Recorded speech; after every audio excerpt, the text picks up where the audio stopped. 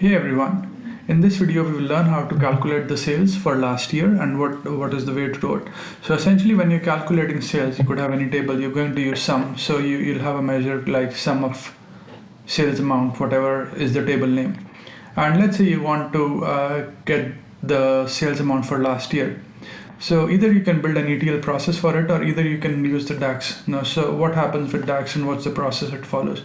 So the first step in any formula calculation is a context establishment. So basically it'll look at all the visual level filters, the page level filters and the report level filters, and then establish a context, and based on that it will show you the value. Now let's say I want a context modification. So I want the data for last year. So then I'm using this same period last year, and that's what is used for context modification. So I use the calculate function and then I use same period last year to modify the context of this aggregation, and the result is sales amount for the last year. So that's a high level view, and I'll also leave this formula in the video notes so you can copy and play around with it. I've used the AdventureWorks database for this as an example. Feel free to go ahead and use that. So I'm going to escape out of this, and I've got the Power BI file open here, and I've already got the formula copied. So I'll just click on new measure,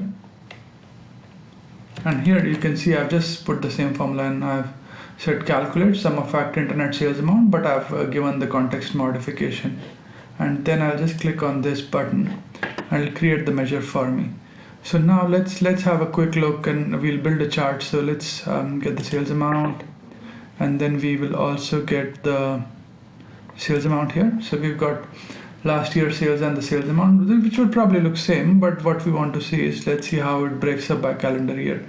So I'm going to put the calendar year on the x-axis, and then all of a sudden you can see that 2011 sales amount is the same as the last year's. So in 2012, the last year sales amount in 2012 is this. So these values are matching, and then you can see that this value, so the sales amount is in 2012, this is the same as last year's sales amount when you do it in 2013. So it just if you look at it by context. So in this video, essentially, just to recap, what we've done is we've learned how to get the value for the last year's sales amount and what is the process for that. So essentially you're doing a context evaluation, then you change the context. You definitely need to have an aggregate function, and then you just get the values. So I hope you find this video useful, and thanks for watching this video.